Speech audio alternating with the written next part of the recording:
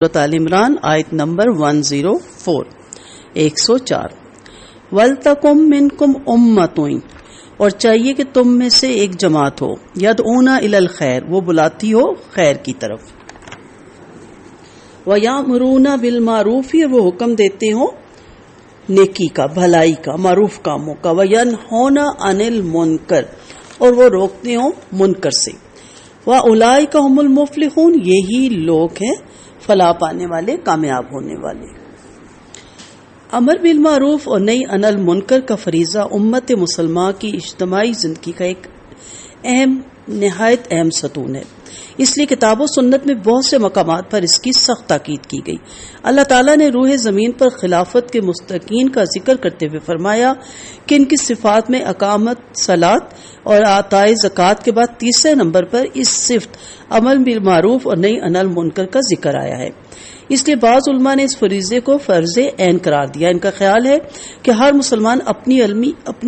علمی سطح اور صلاحیت کے مطابق یہ فریضہ بجا لا سکتا ہے، اور یہ بات بھی بالکل درست ہے، اور بہت سی حدیث صحیحہ سے اس کی تائید ہوتی ہے۔ تاہم اس آیت میں جس فرقے کا ذکر کیا جا رہا ہے اس سے مراد ایسے لوگ ہیں جو علوم شریعت کے ماہر اور دعوت کے آداب سے واقف ہوں، اور ان کی زندگی کا وظیفہ ہی یہ ہونا چاہیے کہ وہ لوگوں کو اچھے کاموں کا حکم دیا کریں اور برے کاموں سے روکتے رہیں۔ نیز وَلْتَكُن مِّنْكُمْ أُمَّةٌ سے یہ مراد معلوم ہوتا ہے کہ امر بالمعروف اور نہی عن المنکر خواہ کتنا ہی اہم فریضہ ہے تاہم فرض عین نہیں، یعنی ایک گروہ ایسا ہونا چاہیے جو یہ کام کرتا رہے۔ اب دونوں چیزیں اپنی جگہ درست ہیں، اپنی اپنی علمی سطح اور اپنی اپنی جو بھی ہماری زندگی میں ہماری ایک جگہ ہے، ایز اے ماں، ایز اے بیٹی، ایز اے بہن، ایز اے بیوی، ہمارا کام بنتا ہے کہ ہم امت کی مائیں ہم اپنی اپنی استطاعت کے مطابق اچھائی کا بتاتے رہیں اور برائی سے اپنے آنے والی نسلوں کو روکتے رہیں۔ اور اگر ہم اس کو لیتے ہیں کہ یہ فرض عین نہیں فرض کفایہ ہے، تو ہمیں اپنے گھروں سے اپنے بچوں کو اس کام کی تعلیم کے لیے وقف کرنا چاہیے، ان کو یہ تعلیم دلوانی چاہیے تاکہ وہ امر بالمعروف اور نہی عن المنکر کا ایک جماعت بنتی رہے اور یہ کام یہ فریضہ ہوتا رہے اور ہمارے لیے صدقہ جاریہ ہوتا رہے۔ نبی کریم صلی اللہ علیہ وسلم کا فرمان ہے جو اسلام میں کوئی اچھا کام کرے تو اس کو بھی ثواب ملتا ہے اور اس پر عمل کرنے والوں کو بھی ثواب ملتا ہے اور ان کے ثوابوں میں کمی نہ ہوگی۔ اسی طرح گناہ کا کام ایجاد کرنے والے کو گناہ ملتا ہے اور اس پر عمل کرنے والے کا گناہ اسی کو ہوتا ہے اور عمل کرنے والوں کے گناہوں میں کمی بھی نہیں ہوتی۔ لہٰذا بھلائی اور نیک بات کے بتانے والے اچھے اور کامیاب لوگ ہیں، اور ان کی نیکیوں کی وجہ سے یعنی بری باتوں سے منع کرنے اور اچھی باتوں کے حکم کرنے کی وجہ سے اللہ تعالیٰ عذابوں اور آفتوں کو دور فرما دیتا ہے، اور جب اسے چھوڑ دیا جاتا ہے تو انسان مصیبتوں میں مبتلا ہو جاتا ہے، یعنی نیکیوں کے بتانے اور برائیوں کے روکنے سے مصیبت ٹل جاتی ہے اور اس کے چھوڑ دینے سے مصیبتیں آ جاتی ہیں۔ آپ دیکھ لیں کہ جب ہم نے اپنے بچوں کو بالکل معاشرے کے حوالے کر دیا اور جو بھی ہمارے ارد گرد جال بنا جاتا ہے تو ہمارے بچے اور بچیاں قرآن و سنت سے کس قدر دور ہو گئی۔ ہماری بڑی جو ہمارے بزرگ گزر چکے ہیں، ہمارے دادیاں نانیاں، وہ ہر وقت اچھائی برائی کا بتاتی تھی اور ہماری ماؤں نے بھی اس فریضے کو سر انجام دیا، لیکن آگے آگے یہ چیزیں بچیوں سے ختم ہوتی جا رہی ہیں اور انہیں اپنی فٹنس اور اپنی سمارٹنس اور اپنے فیشل اور اپنے ہی کاموں سے فرصت نہیں، یا موبائل کے ساتھ وہ اتنے جڑ چکی ہیں کہ وہ ان کاموں کو بھول گئی، اور ماں باپوں کا بھی وہ کردار ختم ہو گیا۔ وہ بزنس اور پیسہ کمانے کی دوڑ اور بچوں کو اچھی گاڑی اور اچھی لائف اور اچھی سکولنگ دینے کے چکر میں یہ بھول گئے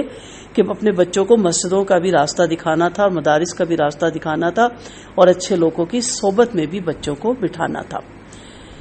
نبی کریم صلی اللہ علیہ وسلم کی حدیث ہے بخاری شریف میں، حضرت نعمان بن بشیر سے مروی ہے، فرمایا جو شخص اللہ کی بندی ہوئی حدوں میں قائم رہے آگے نہ بڑھے، اور جو ان میں گھس گیا گناہ میں یعنی پڑ گیا، دونوں کی مثال ان لوگوں کی طرح ہے جنہوں نے جہاز میں کرا ڈال کر جگہ بانٹ لی، کسی نے اوپر کا درجہ لیا کسی نے نیچے کا۔ اب جو لوگ نیچے کے درجے میں رہے وہ پانی کے لیے اوپر کے درجے والوں سے گزرتے، پھر کہنے لگے ہم نیچے ہی سے اپنے درجے میں یعنی اپنے حصے میں اپنے پورشن میں سوراخ کر لیتے ہیں تو بار بار آنے جانے کی زحمت سے بھی بچیں گے اور دوسروں کو بھی تکلیف نہیں دیں گے۔ اگر آپ اوپر والے ان کو چھوڑ دیں اور ایسا کرنے دیں تو سب ڈوب کر تباہ ہو جائیں گے، اور اگر ان کو روکیں گے تو خود بھی بچیں گے اور دوسروں کو بھی بچائیں گے۔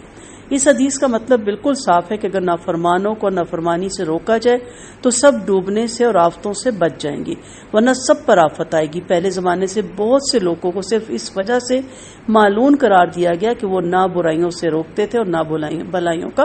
حکم دیتے تھے۔ یہ انشاءاللہ سورۃ مائدہ میں جب ہم پہنچیں گے تو اس آیت کو ہم پڑھیں گے۔ اللہ تعالی ہمیں امر بالمعروف اور نہی عن المنکر کا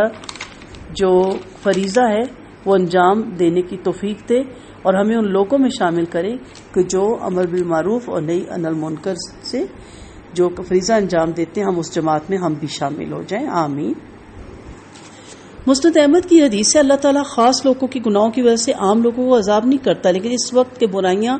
ان میں پھیل جائیں اور وہ باوجود قدرت کے انکار نہ کرے، اس وقت عام و خاص کو سب کو اللہ تعالیٰ عذاب میں گھیر لیتا ہے۔ ابو داؤد میں کہ جس جگہ خدا کی خطائیں ہونا شروع ہو جائیں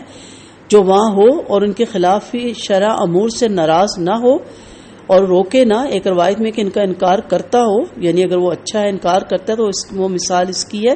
جو وہاں حاضر ہی نہ ہو، یعنی کوئی دور تھا لیکن اس کو پتہ چل رہا ہے کہ کسی جگہ برائی ہے اور وہ وہاں سے اس کا انکار کر رہا ہے تو وہ اچھے لوگوں میں شامل ہے، اور جو وہاں نہیں تھا، دور ہے اور اس کی برائی پہ خوش ہو رہا ہے تو سمجھ لیں وہ ان خطاؤں میں شامل تھا۔ گویا وہاں موجود ہی نہ ہو، یعنی جو وہاں رہتا ہوا بھی انکار کرتا ہے، منع کرتا ہے، تو گویا وہ ان لوگوں میں موجود نہیں، وہ ایسا ہے، گویا ان میں حاضر ہے۔ اور ابو داؤد میں کہ لوگوں کے عذر جب تک منقطع نہ ہو جائیں وہ ہلاک نہ ہوں گے۔ عذر سے مراد یعنی جب تک وہ اپنی خطاؤں کے عذر نہ ڈھونڈنے لگ جائیں، برائی کو برائی جانیں، برائی کے خلاف بولیں، اسے برا کہیں۔ اب وقت وہ آ گیا کہ برائی کو ہم اچھا کہتے ہیں اور اچھائی کو ہم برا کہتے ہیں۔ اگر کوئی قرآن و سنت کی طرف اپنے بچے کو ڈالتا تو کہتے ہیں تم نے کیا بیکورڈ کام کیا، تم نے کیا دھکیانوسی کام کیا، تم نے کیا کیا، لوگ کہاں سے کہاں پہنچ گئے، تمہارا بچہ اور یہ بچی پیچھے رہ جائیں گے۔ وہ یہ نہیں سوچتے کہ اگر زمین پہ فساد بچا ہوا ہے یا زمین پہ ہریالی ہے یا زمین پہ اللہ کی رحمتوں کا نزول ہے تو اسی جماعت کی وجہ سے ہے جو اپنے آپ کو وقف کیے ہوئے اور ہر وقت امر بالمعروف اور نہی عن المنکر کے کاموں میں مشغول رہتی ہے۔ ان کے استغفار، ان کی تسبیحات، ان کی دعائیں، ان کی گریازاری سے ابھی تک دنیا آباد ہے، اور یہی وہ لوگ ہیں جس کی وجہ سے ہم پرسکون اپنے گھروں میں رہتے ہیں یہی وہ جماعت ہے جس کی وجہ سے ہماری مسجدیں آباد رہتی ہیں، ہمارے مدارس آباد رہتے ہیں، یہی وہ جماعت ہے جس کی آواز ہمارے کانوں میں اذان کی صورت میں پڑتی ہے اور تفسیر کی صورت میں پڑتی ہے، اور اللہ کا ڈر، اللہ کا خوف، اللہ کی محبت، اس کی طرف رجوع، اس کی طرف توکل، یہ سب ہمیں سمجھاتے ہیں۔ اگر یہ جماعت نہ ہو تو ہم مایوسیوں میں، ڈپریشن میں گر جائیں۔ آپ دیکھ لیں، آپ جن ممالک سے متاثر ہیں، مغربی ممالک سے، وہاں کے حالات دیکھ لیں کہ خودکشی کا ریشو کتنا ہو گیا، ریپ کا ریشو کتنا ہوتا جا رہا ہے، سپریشن کا، طلاقوں کا ریشو کتنا ہوتا جا رہا ہے، کیونکہ ہر ایک کو نفسا نفسی ہے، ہاپا تاپی ہے، ہر ایک خوف میں مبتلا ہے، کوئی مرنا نہیں چاہتا، سب جینے کے لیے بہت کچھ ڈھونڈتے ہیں۔ جو اللہ اور اس کے رسول کی مقررہ کردہ راہوں پہ چلے گا وہ کبھی نہیں مرے گا، وہ تو امر ہو جائے گا، کیونکہ جو ابدی زندگی ہے، اصلی زندگی ہے، اس میں جا کے وہ ہمیشہ کی زندگی پائے گا، اور جو اس کی راہوں سے انحراف کرے گا وہ تو جہنم میں جائے گا۔ تو وہاں اصل زندگی تو وہ ہے جو اس کی وہاں پہ ختم ہو جائے گی۔ تو اصل کامیاب وہ ہو گیا جس نے اپنے آپ کو جہنم کی آگ سے بچا لیا، اور وہ ناکام ہو گیا جو جہنم میں جا گرا۔ اللہ تعالی ہم سب کو امر بالمعروف نہی عن المنکر کرنے کا توفیق عطا فرمائے۔ وآخر دعوانا ان الحمد للہ رب العالمین۔ سبحانک اللہم و بحمدک، نشہد ان لا الہ الا انت، نستغفرک ونتوب الیک۔ السلام علیکم ورحمۃ اللہ وبرکاتہ۔